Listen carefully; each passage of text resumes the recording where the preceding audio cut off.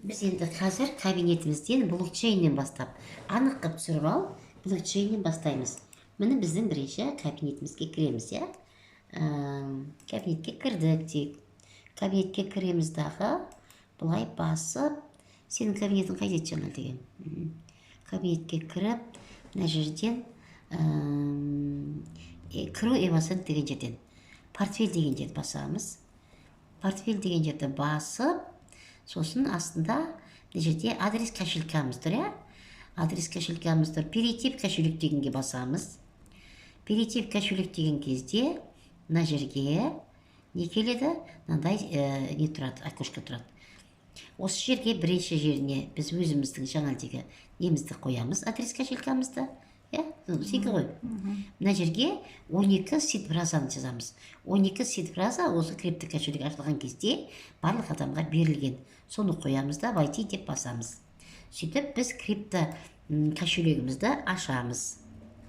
Мінекей, установить пин-код. Мынаны любой сан, 1-ді басып тұра саламыз, 7-ді басып тұрамыз, или 8-ді басып тұрамыз деген. Бұл сенкі емес екен. Мақыл, енді сенкіні ашап істейміз. Спасибо дейік. Сенікі жаңа ашық тұр, мына жерде ашық тұрғанын көреміз. Мына сенің кабинетіңе келдік. Сенде мына адрес кошелькаң тұр, Енді біз осы жерде не істейміз?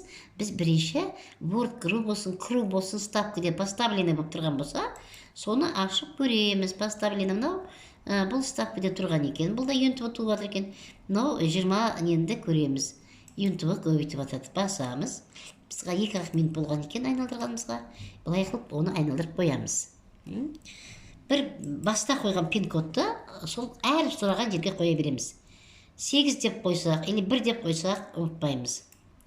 Енді 34-дағы 57-92 юнтуы жинапты. Соны мерге получить етіп аламыз бірінші. Получить етіп аламыз, шығарып аламыз да. Подтвердить пин-код дейміз мінекей. Мынау не жаққа шықты. Транзакция успешно завершена дейді. Көрдің бе? Енді ол қайда келеді? Қайтадан біз стейкингке барамыз. Стейкингке барған кезде ол мына жерде 34.6154 юнтуды жинап тұр. Көбінесе біз оны не істейміз? Ставка нетке кем дегенде бір 50 юнтуды қойып қоямыз. Қалғанның барлығын мынау 100% басамыздағы мынау неге қоямыз? Спу дегенге қоямыз. Спу деген біздің процессорымыз. Неғұрлым юнтуды көп болатын болса, соғұрлым біздің жаңағы неміз процессорымыз жақсы жұмыс жасайды. Блокчейн кошелегіміз жақсы жұмыс жасайды. Ал сенде азғантай, саған сатып алуға тура келеді. Енді сатып аламыз. Пока оны қоя тұрайық, осыны мен саған не қыламыз? Биржаға жіберіп көрсетейін. Енді биржа дегеніміз не? Биржа біздің Unitex, оны деп айтылады. Оның несі міне exchange.unitex, оны деп жазылады. Мінекей. Енді осы жерге біз мынау крипто кошелегіміздегі кіру бола ма, юнтуы бола ма, қалай біз биржаға өткіземіз? Соны көрсетейін, Ол үшін біз балансы деген жерді басамыз. Сол кезде бізде бүкіл баланс биржадағы көрініп тұрады.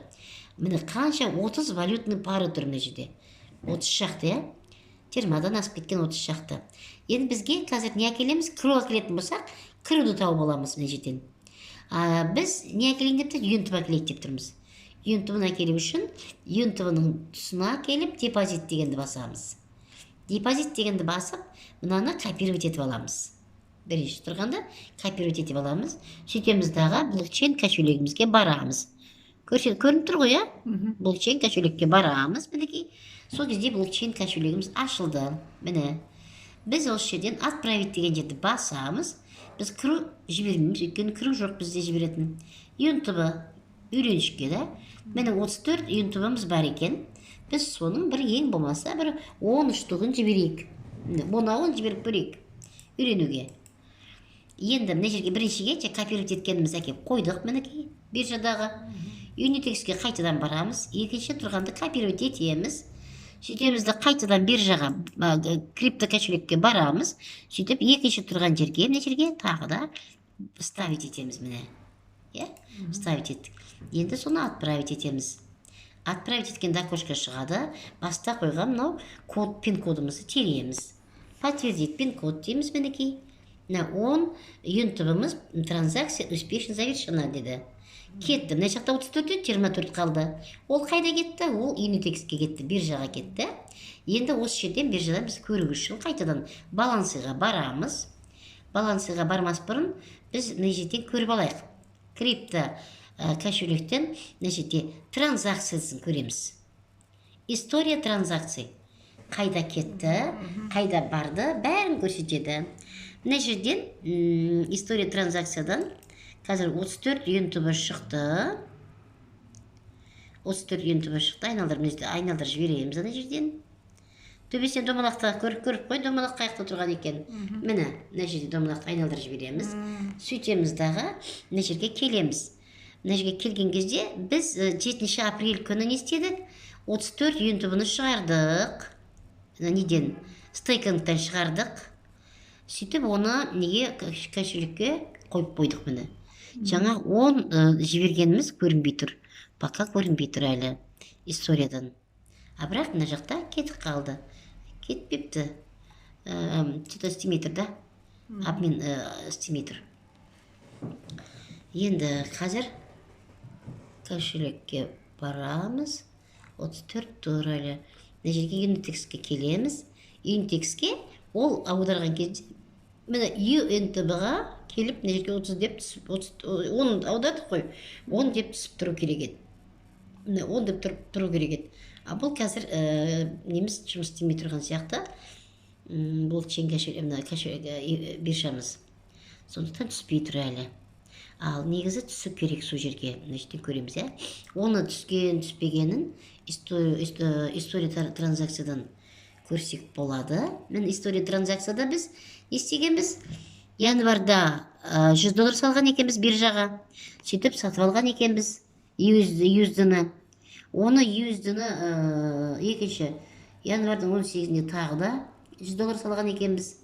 Февральдың 3-інде $20 салған екенбіз. Февральдың 4-інде $20 салған екенбіз. Февральдың жаңаға 4-інде криптоюниттен 3504 криптоюнит аударған екенбіз мына жерде. Историядан бәрін көріп отыруға болады да. История торгов дейді. История торгов біз не істедік? Сатып алдық, Біз только сатып алыппыз, сатпаппыз ешкімге. Себебі бізде жоқ азғантай ғана. Сондықтан біз осы жерден биржадан сатып алып жатырмыз. Міне, қашан? 3 февраль күні $20 салған кезде, оны міне USD болып түсті. USD-ді біз USD-ға айналдырдық. Сөйтіп февральдың 3 күні частично заполнен дейді. Ол 19.90 USD болып шықты. Оған бізге 1783 криптоюнит сатып алдық міне. USD-ға кіру сатып алдық. 3 февраль. 4 февраль күні тағы да $20 салып толтырдық. Ол 19.90 болып түсті. Оған біз USD-ді ауыстырып алдық та. Сосын оған тағы да 4 февраль күні бір бағамен алынбағанда, әртүрлі бағамен алынғанда, мына жерден USD-дан кіруді сатып алдық. Міне 1776 кіру сатып алыппыз. Ана жерде 1783 кіру сатып алған екенбіз. Количествосы. Міне осының бәрі осы жерде историядан көріп отырамыз. Бұл біздің неміз? Биржамыз. Биржада торговать етілген бүкіл барлық несін бәрі көрініп тұрады. Енді мына жерде балансыға қайтып барамыз. Жаңа 30-ымыз түскен жоқ, өйткені келген жоқ. Келу керек. Торги деген жерге барамыз. Биржамыз. Биржамыздың мына графигі. Мына жерге қоятын болсақ, бізде қазір неде тұр? 30 минутта тұр. 30 минутта тұр. Егер мына жерге қоятын болсақ, 5 минутқа, 1 минутқа қойсақ болады. 1 минутта қандай сауда жүріп жатыр? 5 минутта қандай сауда жүріп жатыр? 30 минутта қандай сауда? 1 сағатта қандай сауда жүріп жатыр? Мінекей. 1 күнде қандай сауда жүріп жатыр? Міне. Күндік сауда. Мына жерде бұрын қандай болды? Мына жақта бас жағында бір несі графасы, 1 күндік саудасы. Мына жерлерде өсім болған екен мына күндерде. Мына күндерде өскенде 0.070-ге 60-қа бірақ барған. Мына жерде уже түсе бастаған. Түсіп, қайтадан көтерілді. Түсті, қайтадан көтерілді. Мұны қаяқтан көреміз? Мына жерден келеміз. Мына жерден апарамызды тура қойсақ, 26 февраль 2022 жылы бағасы қанша болған екен? 0,026 цент болған екен кірудің бағасы. Сосын кешегі күні қайтадан түсіп кетті да, мына жерге 0,013-ке көтеріп түсіп кетіп 0,013-те 73-ке дейін түскен екен. 4-тен 0,4-не. Ал енді қайтадан көтеріліп келе жатыр, көтеріліп жаңа 0,019-ға шейін көтеріліпті. Қазіргі сатылып жатқан баға 0,017-65 екен мінекей. Мынаны стакан дейді, першевой стакан дейді. Мынаусы сатам деп тұрған адамдар, мыналар сатып алам деп тұрған адамдар. Мыналар сатып алып қойған адамдар. Текущий сделка дейді, сатып алғандар, Мына бетіне келейік. Мына жерде биржада неғыл дейді? Бүгін азанда 0,018-де басталған екен. Төменгі баға 0,15 болып тұрған екен. Қазіргі баға 0,17 цент болып тұр. Бұл енді низкий бағамыз көрініп тұр. Мына высокий бағамыз көрініп тұр. Бір күндегі. Көрдіңдер? Сол өсім болып тұр. Бүгін өскен, кеше түскен. Объемдары мынау көрсетіліп тұрған последний ценасы мынау жаңағы плюс 28-41% болған кешел бері. Низкий баға, высокий баға, мына объем. Объем қайша бағын? 3,307,056 кіру сатылған. Жаман емес, жақсы. Қазір жақсы сатылып жатыр, көтеріліп жатыр бағалары. Енді биржа деген өз сондай ғой, бірде баға сатушы көп болып кетсе, баға түсіп кетеді. Сатып алушы көп болса, баға көтеріледі. Міне биржа деген сондай. Енді мына жерге келіп, біз не сатып алғымыз? Кіру сатып алғымыз келеді дейік. Кіруді мұның үстіне валютный пары қоямыз. Кіру USD деп қоямыз. Кіру USD мен сатып алатын болсақ, USD мен сатып аламыз да. Мына жерде кіру USD мінекей 0,017 деп тұр. Егерде біз лимит емес, жаңағы мен 17-тен алмайым, 15-тен алам десек, біз лимитке қойып қоямыз мына жерге. Көпейт дейміз да, сатып аламын, лимитке қоямын. Мына жерге қанша кіру сатып алғым келеді? Напримерге 800 деп қояйын, 800 или 8000 деп қояйын. Енді мен бағам қанша? Мына жерде 0,17 болса, мен мына жерге бағамды қоямын, USD-дің бағасы. Мен айтамын 0,0, напримерге қанша? 0,14-тен или 13-тен сатып алам деп қояйын. Сонда маған 0,13-тен сатып алам болсам, маған 8000 кіру сатып алу үшін 104,52 доллар керек болады екен. Бірақ 0,5% стап қалады, сондықтан $110 сала береміз. 106-107 доллар сап қоямыз. Мінекей, бұл енді лимитке қоятын болсақ. Ал енді рыноктан сатып аламын, қазір осы бағамен сатып аламын десем, рынокқа қоямын. Мінекей, рынок дегенге қоямын. Енді келемдағы мына жерден 100% қанша ақшам бар, қанша нем бар аламдағы, мен USD-ім қанша бар, 0,01 бар екен. Ал енді әкелемді, мен мына жерден естеймін, еге қоямын. 100% барлығын алғым келсе, сөйтемді выполнить етемін. Сол кезде маған сразу нерге окошкама келіп көрініп тұрады. История торгов дегеннен көрініп тұрады, мінекей, мына сияқты ол. Сатып алдым, сатып алдым.